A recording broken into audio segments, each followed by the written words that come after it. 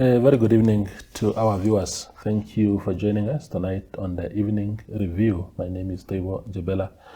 Tonight on the platform, we are hosting Dr. Conrad Lutombi. He is the Chief Executive Officer of the Roads Authority. The company that he leads has been in the papers, in the press, making headlines in recent days.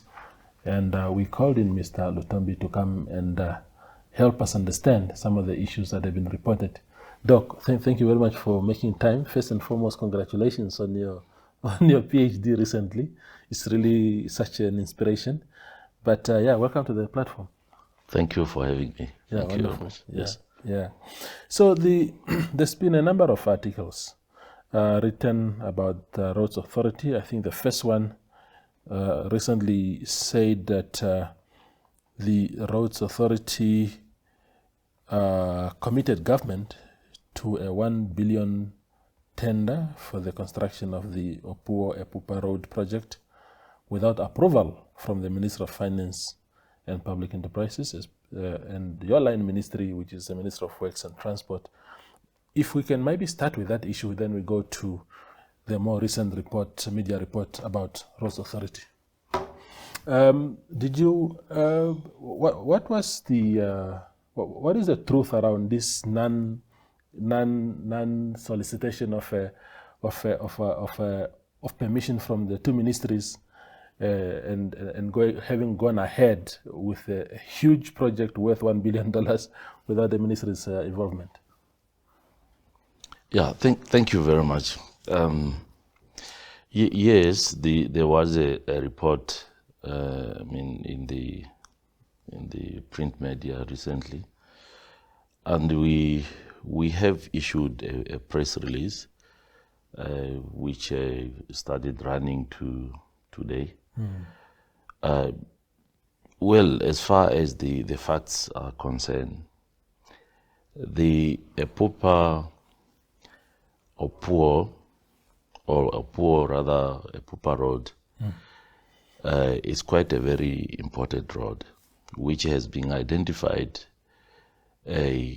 by government and also by the Roads Authority already 3-4 years back. It was included in our strategic plan, and therefore we appointed a consultant to do the detailed design.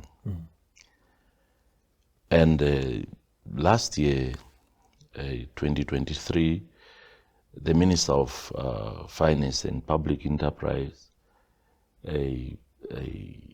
approved through the approval of the RFA business plan, also for RFA to secure funds to ensure the construction of the Opuwo-Epupa road. In fact, it extends also from Okangwati going up to the binational hydropower project we call BENZ.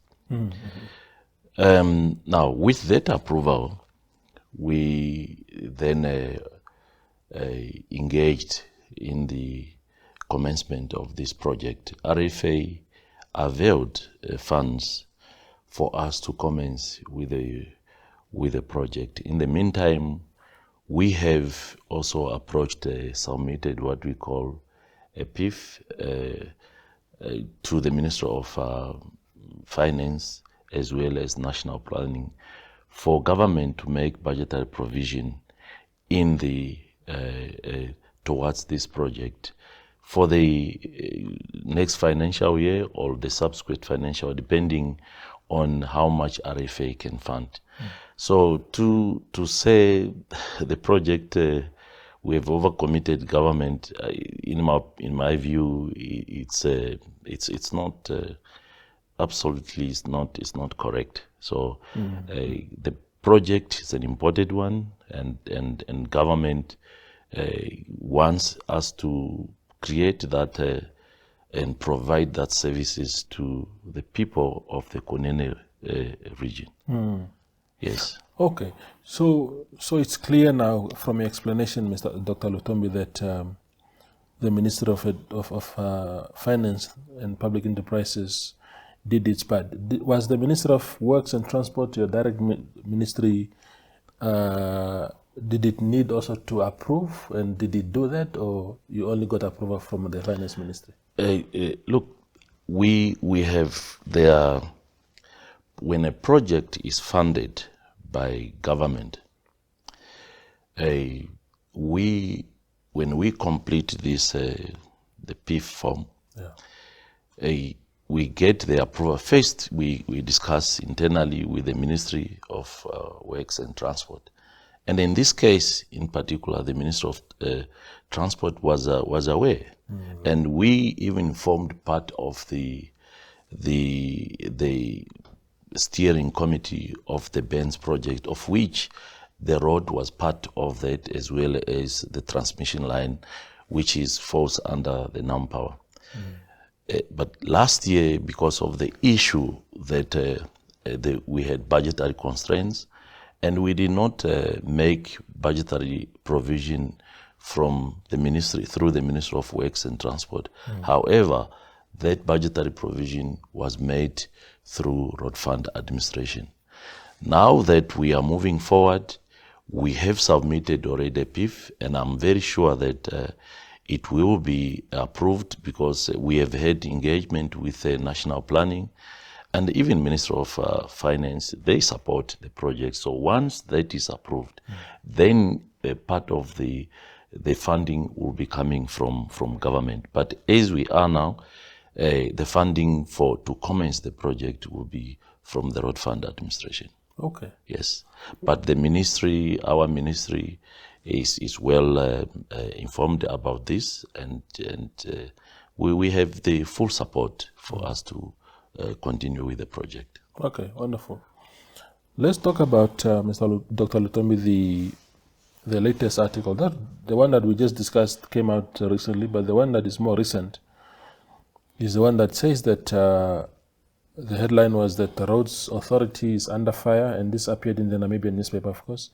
Roads Authority under fire for allegedly fabricating emergency to award 10 million contract to Otesa Civil Engineering, and they are referring to the road of nearly 7 kilometers between Okatana, Epiashona, and Amtanga villages, and it says that Roads Authority used the excuse of rain, that there was an emergency to deal with that road because of the rainy season. I don't know now whether it's approaching rainy season and therefore we needed to do the road before the rainy season arrives, or what is. It just says it was carried out, this was done due to the rainy season. And the people are saying, however, this claim is questioned by local companies, as Namibia has experienced severe drought conditions in the northern regions, meaning there's no rain. How do you respond to this one? Let me first start with what we see, the picture which is being painted by this local print media is really the picture that, because even in the Epupa, remember, they also alleged that we have raised or we have allowed the specification in order to make provision and award that tender to Otesa, which is absolutely not correct, not true.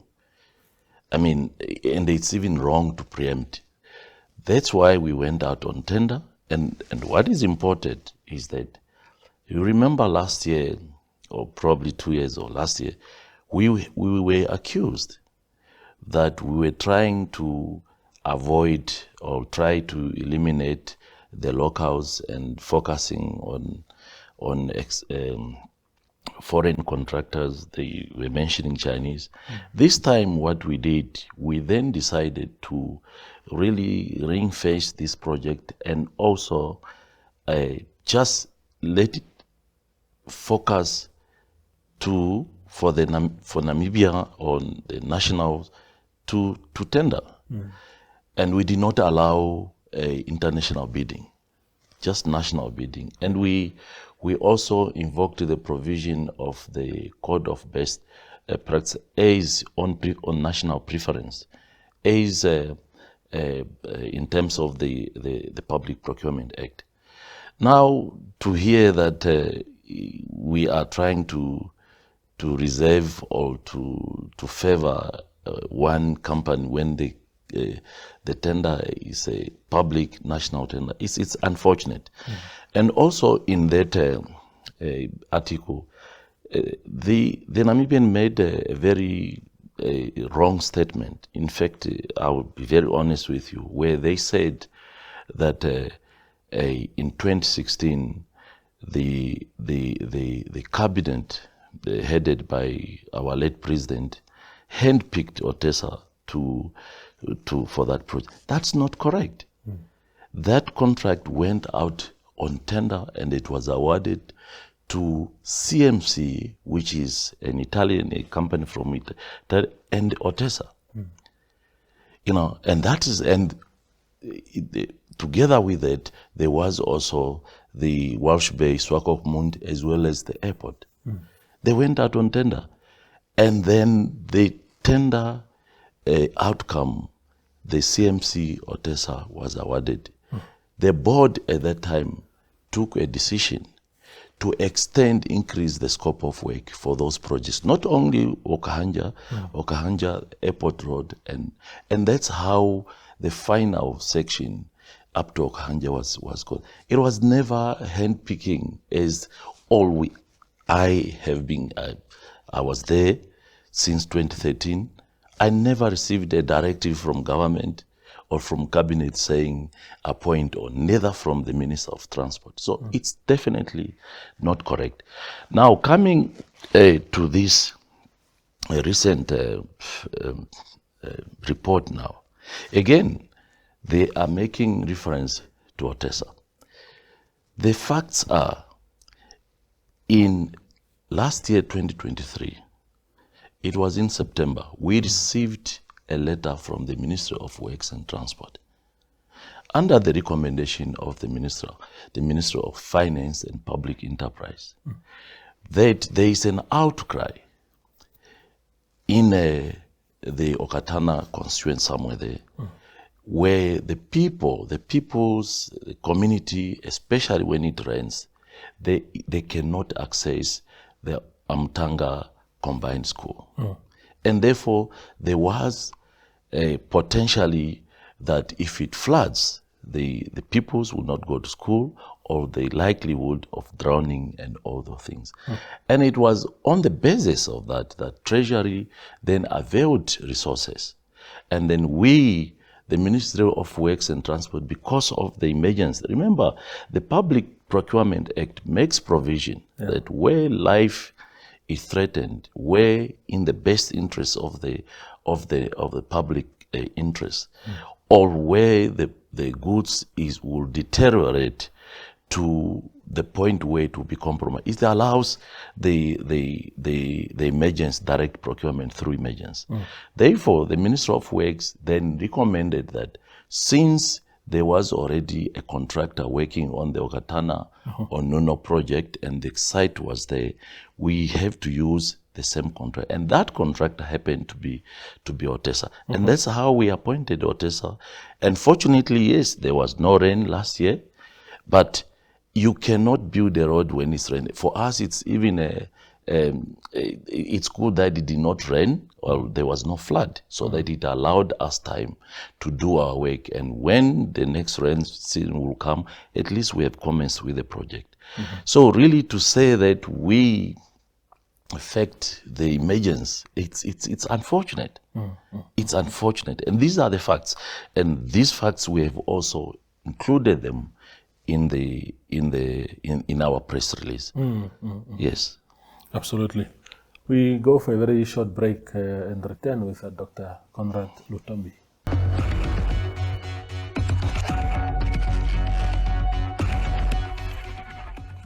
our conversation on the evening review with Dr. Lutombi, the CEO of Roads Authority, continues. Now, Doc, let's just talk about Otesa, because this report seems to suggest there is this symbiotic relationship between Roads Authority and Otesa, which is of course one of the leading construction companies in the country. Is it purely on merits that they have secured the number of tenders that they have gotten from Roads Authority, or there's something else that is brewing under our feet? Thank you very much. Look, our procurement processes are governed by the Public Procurement Act. Now, we manage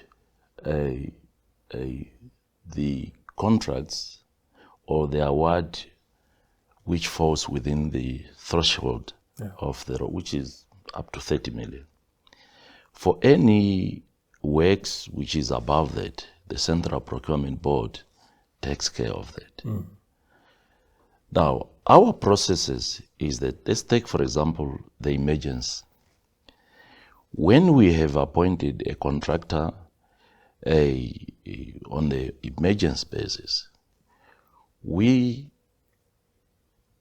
are required to notify the procurement policy unit Within RA? Within the Ministry of Finance and Public Enterprises. And we are required to give reasons and the rationale for us to have treated that as an emergency. And the police unit will do their due diligence. And if they find that there is some negligence, that indeed it was not emergency, they have the right to invoke the provisions of the law, where the minister can then direct that such a person or be held accountable. On top of that, when we advertise, we have to comply fully with the provision of the Public Procurement Act. And after the closing date, we have the bid evaluation committee, which is an independent there. And after they have evaluated, it goes through the procurement committee, internal procurement committee. And then after that, if it falls within our threshold, then the accounting officer do the final approval. If it falls outside our threshold, it's then referred to Central Procurement Board. Therefore, the law has really the checks and balances put in place as guardrails to make sure that we don't just do things as we want to do. So as far as Otesa is concerned, we have, and we are proud that there are several companies, local companies, which we have built through our SME development policy, that today these contractors have become emerged, have become basically full-fledged contractors, our own contractors. And Otesa is one of them. Nexus is one of them. We have Namibiton, one of them. And therefore, we have never treated Otesa or giving Otesa preference. They have obtained or they've been awarded the contract through a fair and transparent process, and of course following all the things. And I want to emphasize here also that when it comes to road projects, it's not only Otesa which we are doing business with. It's we have if you check for Ongrumbashe project, we have a Kambwa there trading, and Sandie Palela, we have Indigenous and Shange construction, and then we have Onjove construction, Eponga construction, we have Namibiton, we have Nexus on 7, many of our projects because of their capacity, and really and many other contracts. So just to zoom on one contractor and leave, and some of these contracts we have also appointed them on the same basis of carrying out emergency works.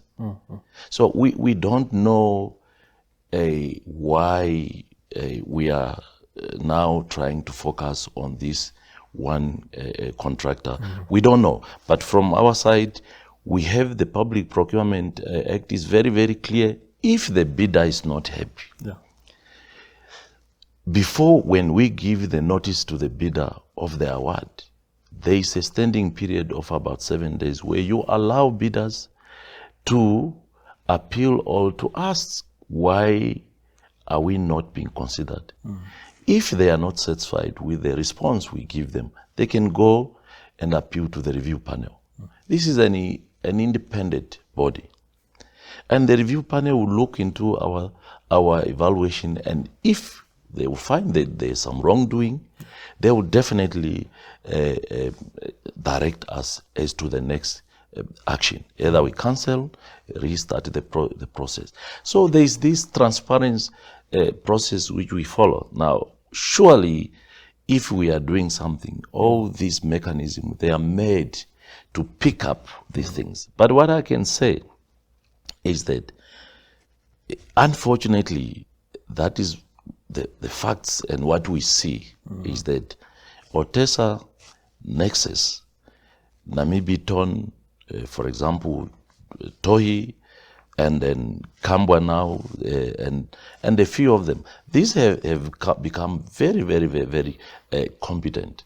And I forgot RCC, although it's a local contractor, and they are also trying their best, and we hope with time they will definitely also become very much competent. So we are proud from the Roads Authority, and me in particular, I'm proud that when I leave the Roads Authority and do other things, at least we have developed the capacity that we don't have to rely on foreign expertise. We have our own experts, we have our own contractors, born and bred here in Namibia. So we should not be. I really am not going to fear, because when you fear, you end up doing wrong things. Yes. Yeah. And if we know we are right, let's keep up doing the right things. And Absolutely. those who feels that we are not doing the law is there for them to challenge the process, and then they will see if we are not. We have ACC, we have police, we have all these legal instruments which are put in place to be able to deal with any things which is not in accordance with the law. Absolutely. Yes. Maybe just on that issue of transparency and the laws that guide these things, internally in Roads Authority itself, how much influence does the accounting officer, which is Mr. Lutombi in this case, have in the processes where that particular contract falls within your threshold of 30 million? From where does it go? Which committees before? What role do you play in something like that? Yes. In fact, to be very honest, the way the law is, I consider, well, I don't know other institutions, but I see that the role of an accounting officer basically is like rubber stamping. Because why I'm saying so is that you have the Public Procurement Act created a public institution to establish the bidding evaluation committee. And the law is very clear that not even the accounting officer or any person must tamper with the report of the bid evaluation committee. Once the bid evaluation committee has finalized the process, that report is then submitted to the procurement committee. It has its own chair. The procurement committee will agree or recommend or not recommend. Yeah. When it comes to the accounting officer, you must have reasons if the procurement committee or the bid evaluation committee have produced the report, evaluated, everything is transparent, fair. You must really have good reason to say, I don't agree with this report. Or you must have good reason to say, I cannot approve. But you cannot change anything. You cannot bring new things which you hear where you can't. You have to rely on the process. Was the process done in compliance to the act? If it was not, there was some non-compliance issue, that's where the accounting officer will say, no, I cannot approve because there is a non-compliance issue here. But otherwise, it's really very difficult to challenge that process. Yes, so that is what the role. But unfortunately, you know, as a person who finally approves, you take the full responsibility of the process. Yeah. So you cannot now say, no, it was. And as a person or as a person in charge of the organization, it means if your bid evaluation committee is not doing what it's supposed to do, and the procurement committee is not doing what's supposed to do, and all this process is done through the procurement management office, it's still your responsibility as an accounting officer, because you must ensure that all these structures do what they're supposed to do. There's transparency, there's fairness, there's objectivity, all the aspiration of the public procurement and the policies of the organization. The whole interest is to ensure that there's fairness in the whole procurement dealing. There's value for money. So whether you will agree or you are asked to agree, but you are still accountable of the whole process. So that is really the role of the accounting officer. We are not involved in the evaluation process. We are not involved in the adjudication of this. We are only involved when the whole process has taken its course, and when it comes to you, now you are required to say, yes, I agree with the process, everything is fine. Or if I don't agree, then I must give reasons why I don't agree. Is it a non-compliance issue or the bidder has complained? After that, the process still allows the bidder another level to say they can appeal if they feel that they were not treated fairly. In fact, even when the review panel have ruled over the matter, but if the public entity is still not happy, we can also, or the bidder can still challenge the matter in the court of law. But the process now is that you will have to follow this process up to the appeal review panel, and if you are not happy, then you go out to challenge whatever is there in the court of law. So that is really what happens. Okay, absolutely. Yes. No, thank you for coming to the show, Dr. Lutombi, and for clarifying these things. We really appreciate your time. Thank you very much. Yeah, wonderful. Yes. That is Dr. Conrad Lutombi. We are still struggling to come to terms with the fact that he's now doctor, so hence the stuttering. But yeah, that is him speaking to us about addressing those reports that appeared in the media recently regarding the work of the company. Thank you for watching.